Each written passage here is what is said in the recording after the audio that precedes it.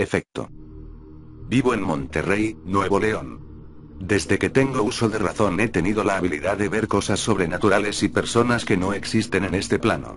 Muchas veces he tenido que lidiar con los juicios y las calificaciones negativas de personas que creen que tengo alguna enfermedad mental o que son intentos por llamar la atención. Muchas veces en el camino he encontrado gente con mi condición y otras que entienden que esto es algo que simplemente nos pasa a ciertas personas. Este relato comienza cuando tenía unos 15 años. En ese tiempo pensaba que podía contactar al diablo y que por mi condición sería más fácil poder hacerlo. Mi ignorancia y mi deseo de saber más de lo oculto me llevó a realizar varias invocaciones por la madrugada, cuando el reloj marcaba las 3 de la mañana. De principio me frustró la idea de no poder conseguir hacerlo. Por supuesto, el maligno no se hizo presente de la manera tradicional y las consecuencias de haber intentado y realizado los llamamientos se vieron noches después. Cuando comenzó el caos en mi vida. A la tercera noche de haber realizado mis invocaciones, el ambiente en mi cuarto comenzó a hacerse más sofocante. Era entrar ahí y sentías inmediatamente algo extraño, algo en los hombros que hacía que te pesaran y una sensación de agobio que producía un temor extraño al que entrara en él. La oscuridad era notable a pesar de que estuviera iluminado el cuarto, la luz parecía escapar de ahí y el frío a veces me producía condensación en la respiración. Lo primero que me sucedió fue mientras estaba en la computadora, estaba tan concentrado en algo y de pronto resonó un fuerte golpe que cimbró la habitación. El ruido fue tal que casi caigo de la silla y me paré espantado pensando en que había sido ese sonido ensordecedor. Salí de la habitación esperando ver un coche metido en la sala o alguna situación de riesgo. Nada, mis padres estaban tranquilos viendo la televisión y al verme preocupado me preguntaron qué sucedía. Sin saber qué responder me devolví a mi habitación y preferí dormir. Días después, estaba de nueva cuenta en un aletargamiento extraño viendo el monitor de la computadora cuando escuché unos golpeteos en mi puerta. Al abrir noté que estaban mis padres observándome con extrañeza y me preguntaron quién estaba conmigo, a lo que respondí que nadie, solo yo estaba ahí. Mi padre sutilmente se metió en el cuarto y comenzó a revisar a pesar de mi molestia. Cuando se dio cuenta que no había nadie se retiró y mi mamá preguntó si todo estaba bien. Le contesté que sí. Me dijo que estaban en la sala cuando escucharon múltiples voces que provenían de mi cuarto y que al acercarse notaron que hablaban todas al mismo tiempo en un idioma incomprensible. Cosa que me pareció escalofriante y más cuando iban a visitarme mis amigos, ellos expresaban lo mismo, que escuchaban las malditas voces.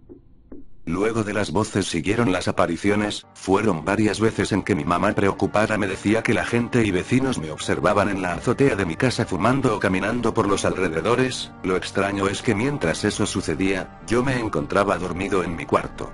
En una de esas ocasiones me dormí temprano y tomaba la precaución de ponerle seguro a la puerta. Ya sería tarde cuando me invadió un sonambulismo inusual que hizo pararme de la cama en total aletargamiento y sueño.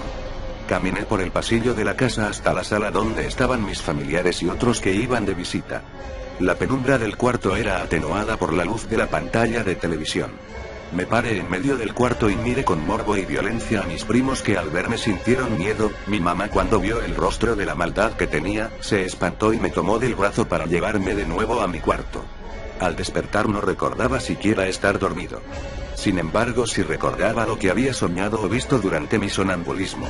Había sido algo que me conducía con maldad, la aparición de un hombre vestido de negro, cuyo rostro indefinido y lleno de oscuridad, me miraba con violencia y me mostraba eventos que sucederían con mi familia y con personas que conocía que casi siempre se hacían realidad, y siempre eran desgracias. Ese comportamiento y los fenómenos que se suscitaban en la casa y a mi alrededor me hicieron pensar que en realidad el llamamiento había funcionado. Pero no en la forma que deseaba, sino en calamidades y maldiciones que me atormentaban a mí y a mis familiares. La maldad que desencadené ahora y desde ese tiempo me ha estado persiguiendo constantemente. Sus afectos fueron conocidos por familiares y amigos que decían constantemente que estaba maldito por haber invocado al diablo y tenían razón. El demonio en realidad sí vino, se presenta en mis sueños y deja sus pestilencias a su paso cuando está cerca. Surge en mí cuando mi carácter se torna violento y deseos de homicidio y maldiciones invaden mi mente cada que lo dejo entrar. Ahora estoy casado, vivo en Hidalgo, Nuevo León. Pero la maldición sigue, sigo soñando con el hombre de negro y sus visiones caóticas y de desgracia. He dejado de ver a los muertos. Pero la presencia del maligno es ahora constante y me persigue sobre todo cuando estoy solo. Puedo ver sus manifestaciones a través de la violencia que hay a mi alrededor y en mí mismo.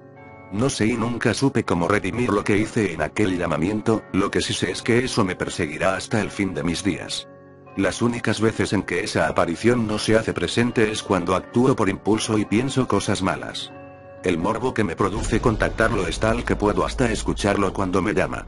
Muchas personas han dicho que ven en mi casa un ambiente extraño y que en ocasiones ven sombras deambular por los techos y en el interior. El acoso que sufro es bastante molesto y creo que no me libraré de él. Siguiente historia. Recorrido. Los fines de semana son regularmente para estar con la familia y salir a pasear por la Ciudad de México y sus alrededores. El plan era ir al centro de la ciudad, así que salimos de Nezahualcóyotl bien temprano. Íbamos mi cuñado, mi hermana, mi sobrino de 8 años y yo. El camino fue relativamente corto y ya entrando a la ciudad, se nos ocurrió ir a conocer Chalma y el santuario.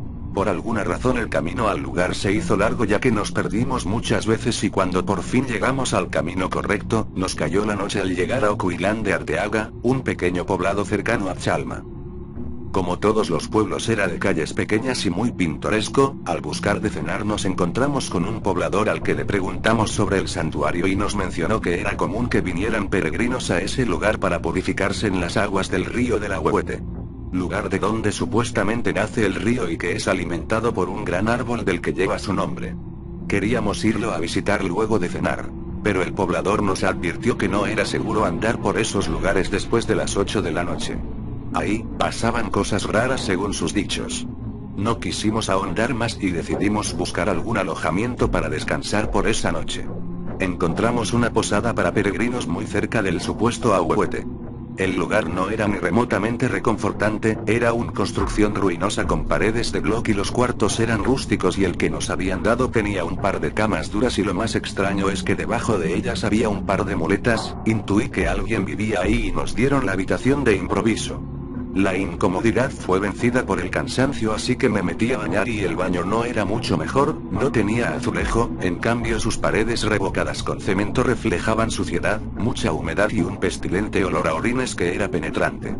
Jalé del cordón que salía del socket apagador donde estaba el foco.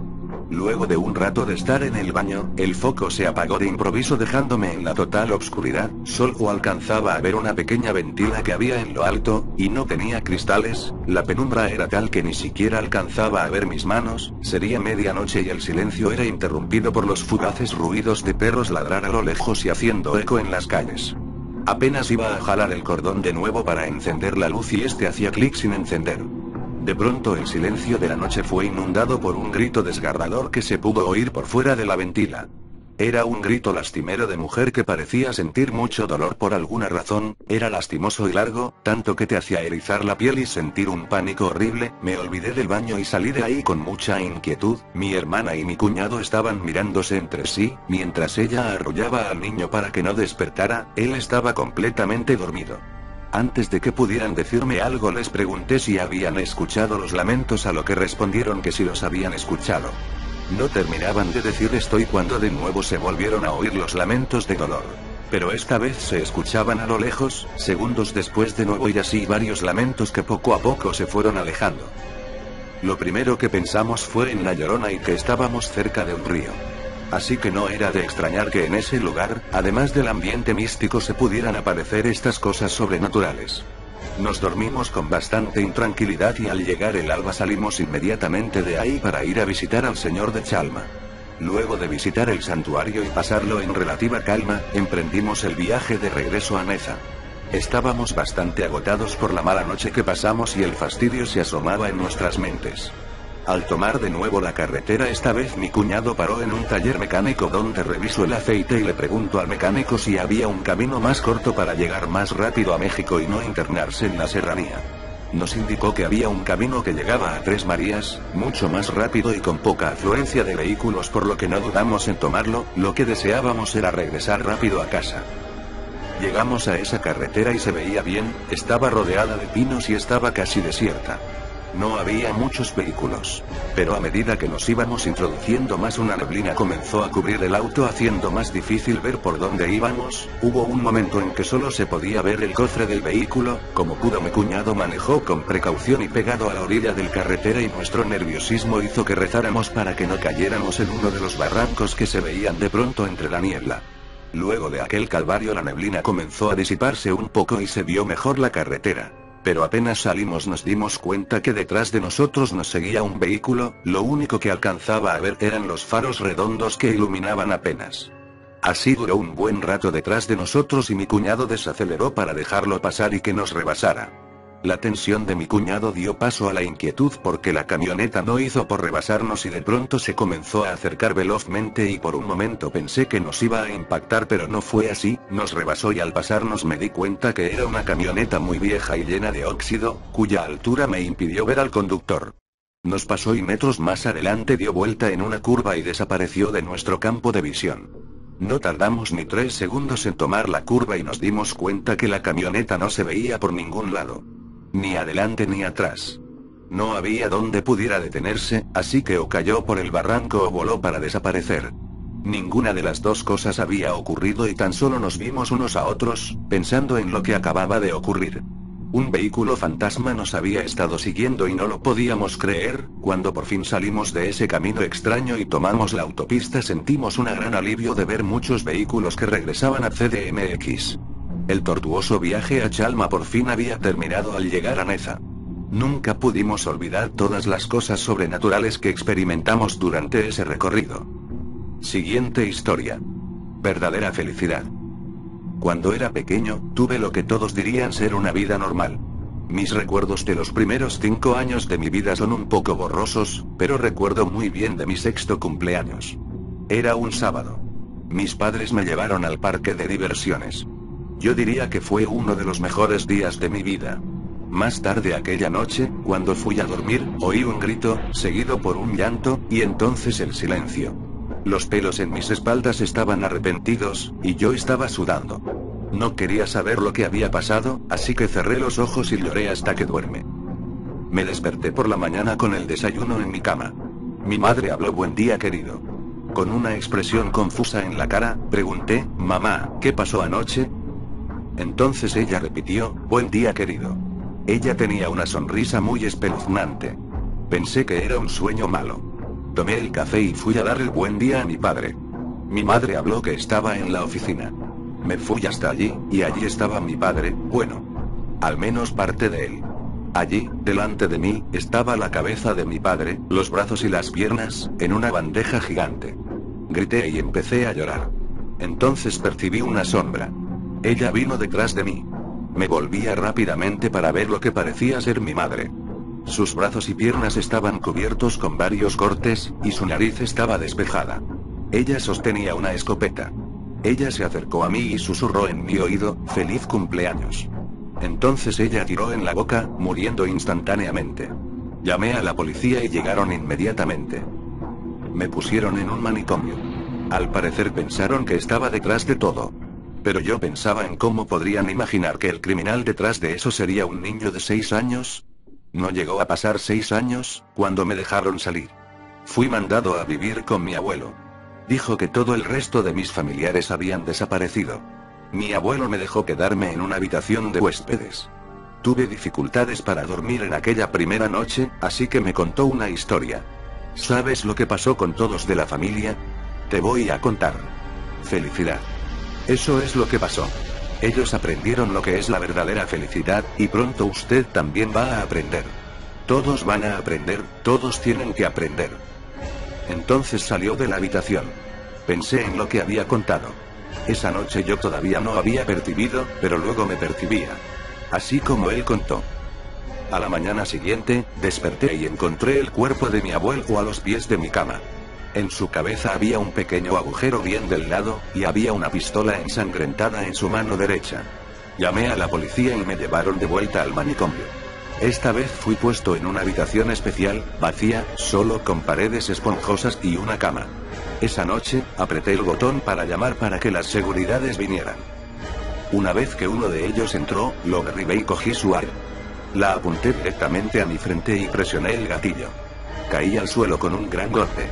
Mientras soltaba mi último suspiro, susurré, esa es la verdadera felicidad.